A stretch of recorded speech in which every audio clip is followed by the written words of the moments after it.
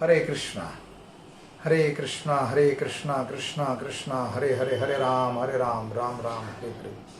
गोविंद राधे गोपाल राधे, राधे राधे गोविंद गोपाल राधे, गोविंद राधे गोपाल राधे, राधे राधे गोविंद गोपाल राधे, गोविंद राधे गोपाल राधे, राधे राधे गोविंद गोपाल राधे।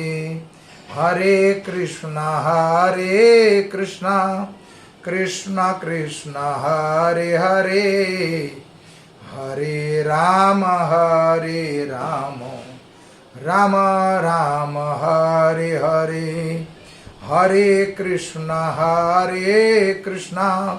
कृष्ण कृष्ण हरे हरे, हरे राम राम राम हरे हरे।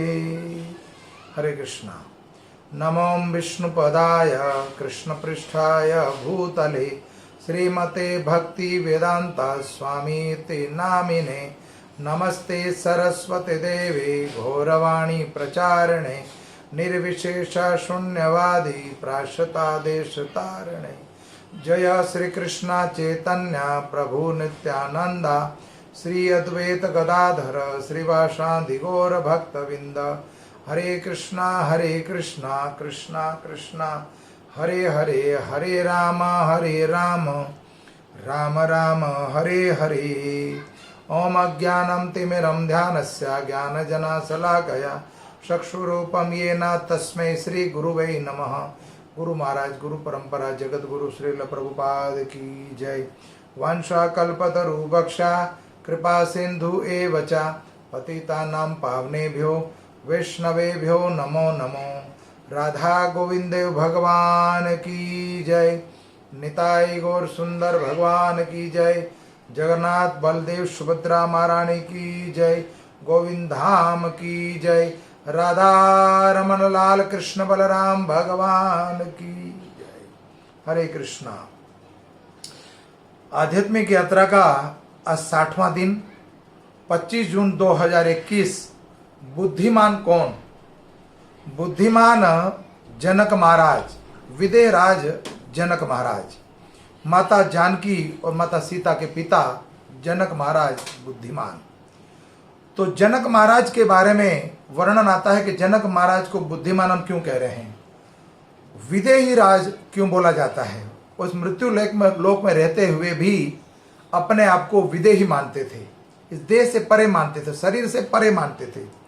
और 12 महाजन में से एक महाजन है जनक महाराज, और वो तत्वज्ञानी थे। जीव को जिस दिन इस बात का ज्ञान हो जाए कि वास्तव में मैं कौन हूं, जनक महाराज जानते थे वास्तव में वो कौन है।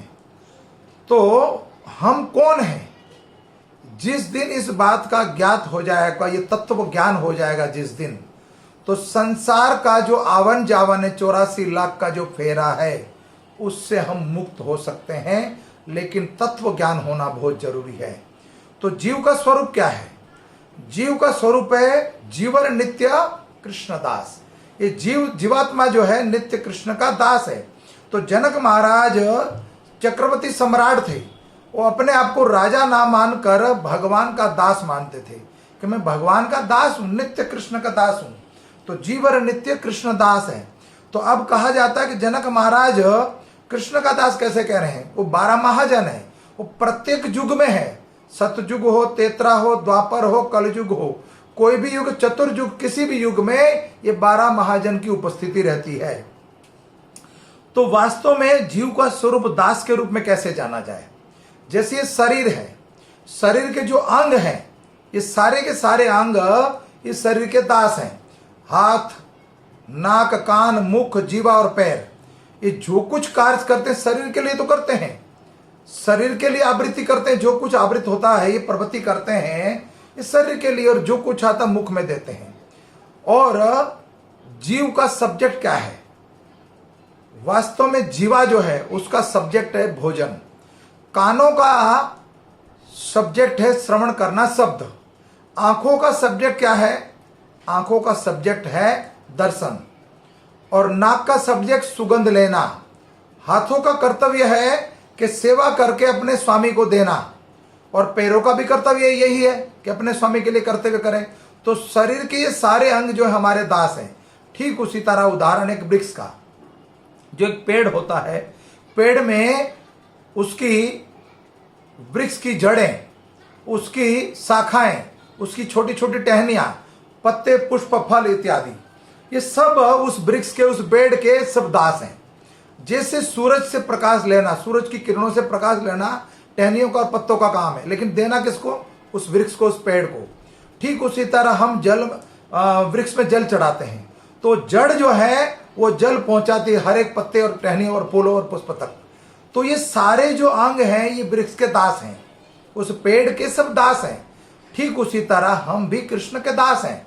जब तक ये तत्व ज्ञान नहीं होगा, संसारिक ज्ञान है जो हमें सांसारिक संबंध के बारे में, कि मेरी माता है, मेरे पिता, ये भाई बहन, जो सांसारिक संबंध है, किसने बताया?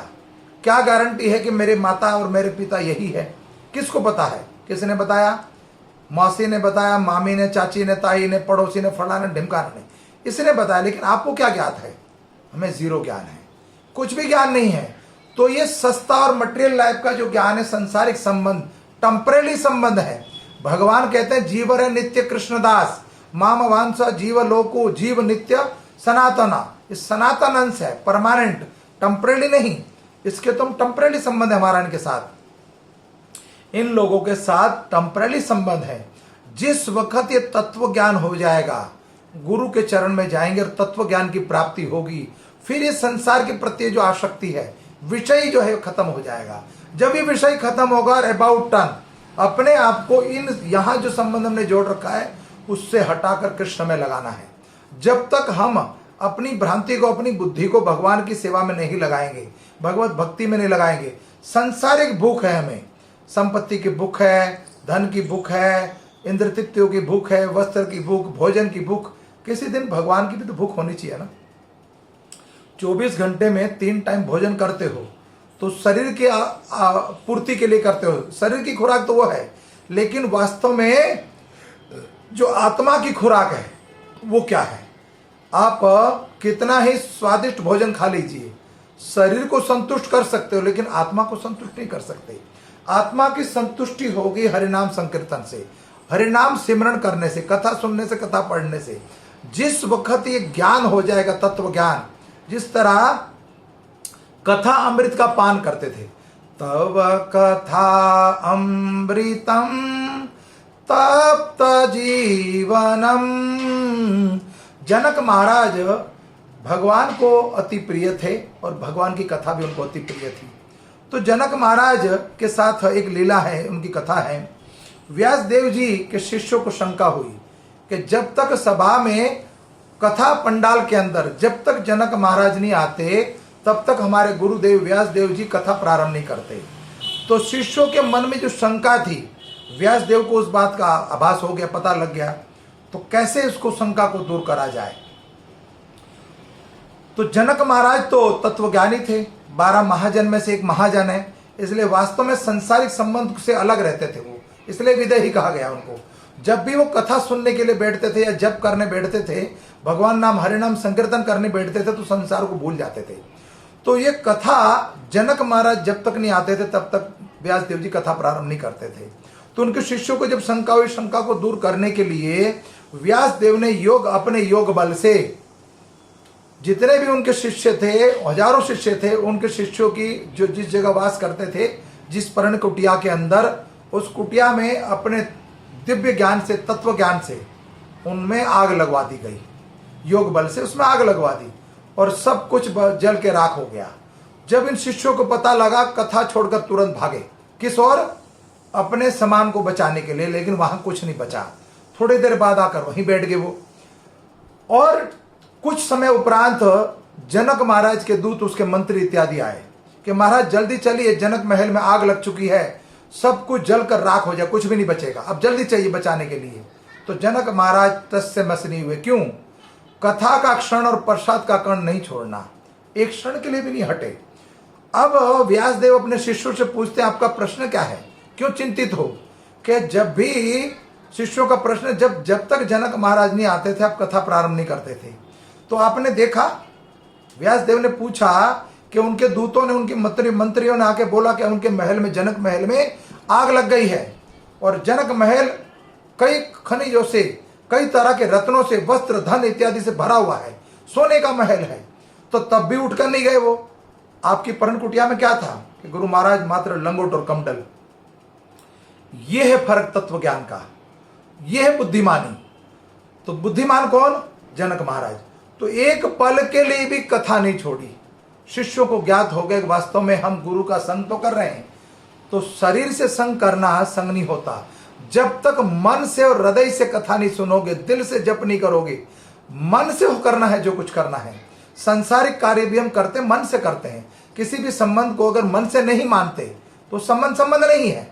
और शरीर का संबंध कुछ क्षण का है, वास्तव में जो संबंध है मन का है।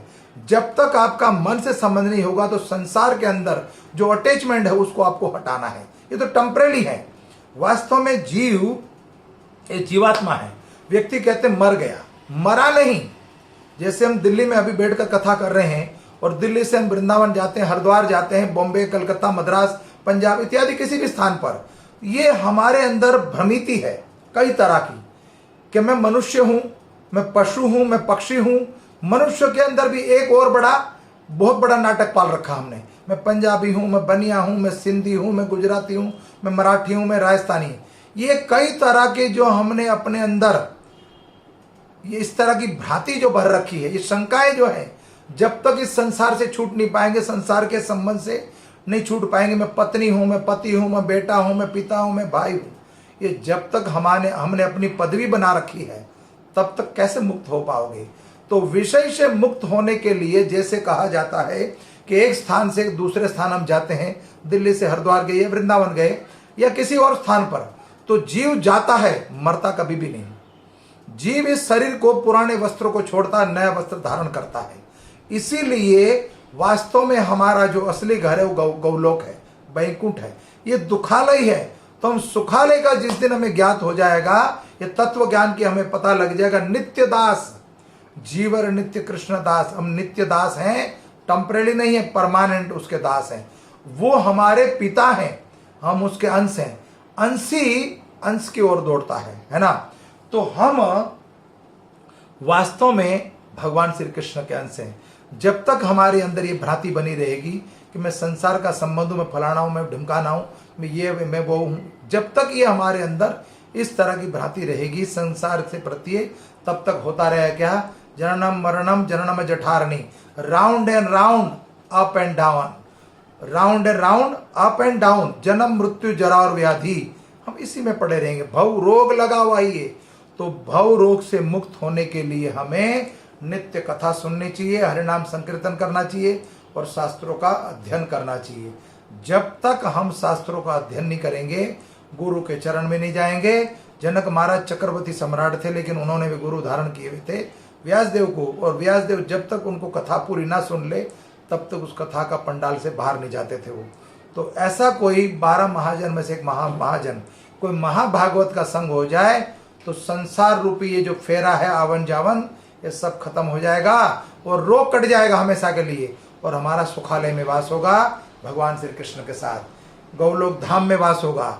और मात्र हमें करना क्या है? इसलिए अपनी वाणी से और तन से और मन से एक ही चीज बोलनी है, हरे कृष्णा कृष्णा कृष्णा हरे हरे, हरे राम राम राम हरे हरे।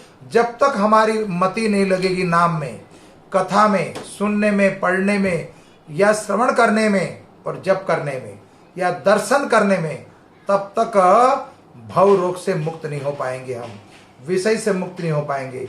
इसलिए तत्व ज्ञान को जानने की कोशिश करिए। बुद्धिमान कौन? तो आज के जो हम भगवान के भक्तों के चरित्र को पढ़ रहे हैं। तो आज के जो भगवान के परम भक्त हैं वो हैं जनक महाराज। बुद्धिमान कौन? जनक महाराज। इन्हीं शब्दों के साथ अपनी वाणी को विराम देता हूं। धन्यवाद। कथा में कोई त्रुटि रह गई हो तो क्षमा चाहता हूं। राधा रमन लाल भगवान की जय। कृष्ण बलराम भगवान की जय। जगत गुरु श्रील प्रभुपाद गुरु महाराज गुरु परंपरा की जय। निताई गौर प्रेमानंदन। हरि हरि बोल, हरि हरि बोल, हरि हरि बोल।